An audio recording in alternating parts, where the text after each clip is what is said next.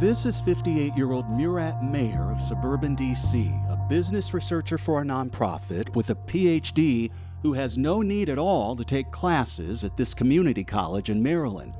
But as he and his teenage son discovered last fall when they were applying for college financial aid, someone had beat them to it. So that's what you saw. All the reds are fake.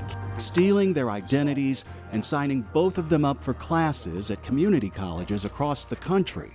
We noticed that there were a lot of activity. There are a lot of applications, loan applications, grant applications. Then we panicked. You're here talking with us. He wasn't as comfortable. Correct. He was scared. For nearly 2 years, someone was using their credit to apply for school loans. And his son, who today is a high school senior in Bethesda, Maryland, was already listed as a second-year student at this community college in the middle of Utah. Someone was attending class pretending to be your son. And he's passing the classes. He believes the thieves stole their identities after his wife died in a tragic car accident and their health insurance company had one of those massive data leaks. How big of a problem is this? It's a huge issue. So, when the pandemic, everybody went to online learning. By doing that, it really did open the door. So right now we have about 200 investigations open nationwide. I mean, some of the losses are in the smallest in the hundreds of thousands up to over $1 billion. They call them ghost students, these digital thieves with no shame who are stealing identities. Jason Williams, a federal investigator, says they'll often use AI to enroll long lists of people in schools, sign them up for Pell grants and loans, and then disappear as soon as they get the money. As you're stealing identities, these loans are not being repaid. They're being assigned to people. They don't even know they have a debt with the U.S. Department of Education. Or you get some letter from the department or the servicer or the Internal Revenue Service that says you owe the Department of Education money. And he says they're targeting Americans of all ages. I thought that because I am a 55-year-old man, that I don't have to worry about that. It sounds like that's not true. That is not true. So we've had cases where they're misusing identities of people in their 80s and 90s and going to school. It's community colleges who accept almost everyone that are seeing this the most. A college in Maryland shared with us this photo of a would-be student applying to their school, and we've blurred his face because he hasn't been charged with a crime. They say he's here showing a fake ID to a suspicious admissions counselor on a video call, and then allegedly accidentally shares this screen, revealing a spreadsheet of other alleged stolen identities. Here's that same would-be student trying to get into the same school just last week, using a different name and ID. Authorities warn that in these ghost student cases, anyone's identity can be stolen. From ABC News in New York. And one of our great talents at ABC News is proof. I got that tea. I'm ready to go. So I woke up in mid-February to this news, and it took me until late December to finally get this discharged. Your best bet is really to get on the road. Anchor and transportation correspondent Gio Benitez got an alert on his phone last year. It was my bank saying that my credit score had just dropped 250 points overnight. And it was a student loan that had been taken out in 2021, right in the middle of the pandemic.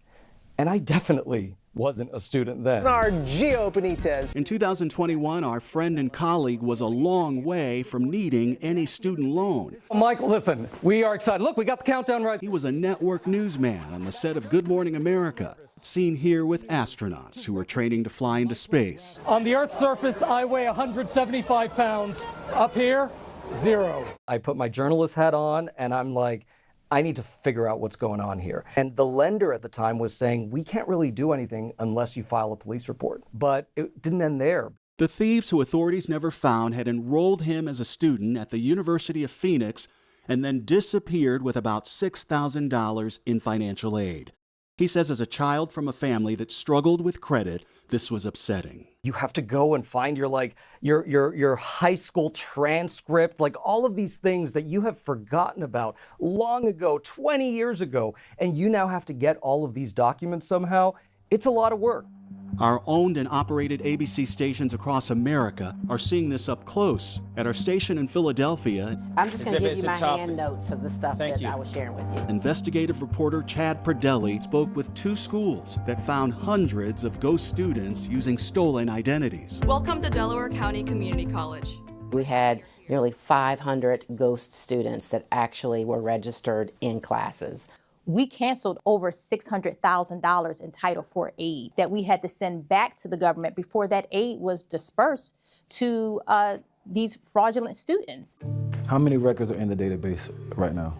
In suburban Atlanta, former NFL linebacker Maurice Simpkins and his wife run a software security company that helps more than 150 schools verify the identities of entering students to make sure they are real people. He, too, has been a victim of identity theft.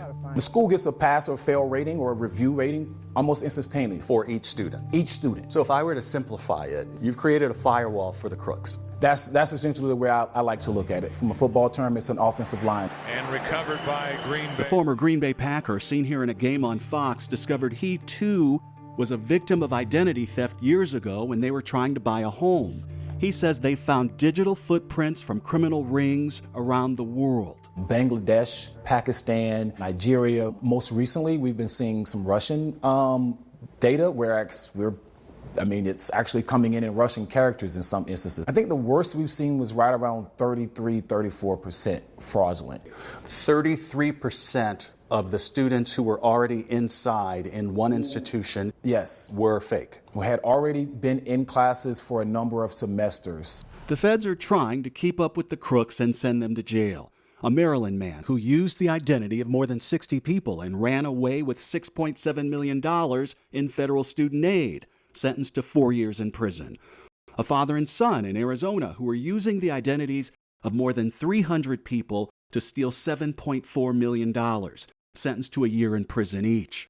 Starting last summer, the federal website for student financial aid began requiring additional ID. Authorities are telling everyone to go to the credit reporting agencies today, download the app if they have one, and freeze your credit record for free. It's locked. There are videos like this one that show you how to do it online. One of the things I found out was how easy it was to prevent this. Had I just had those locks on my credit accounts, they're free. And if you need your credit account at some point for a mortgage or whatever it is, all you got to do is go on your phone, hit unlock, you make the purchase, and then you lock it up again. They're also encouraging parents to check with the credit companies for any lines of credit using the name of their children. This has been hard on you and your son. Exactly. Murat Mayer in Washington says he and his son are fortunate they were able to get his record cleared up before college deadlines. His son has applied to study business finance in the fall, and this time it will really be him. And how is he doing? Very well. He's a straight A student, has been very successful, honor student, so he's doing well.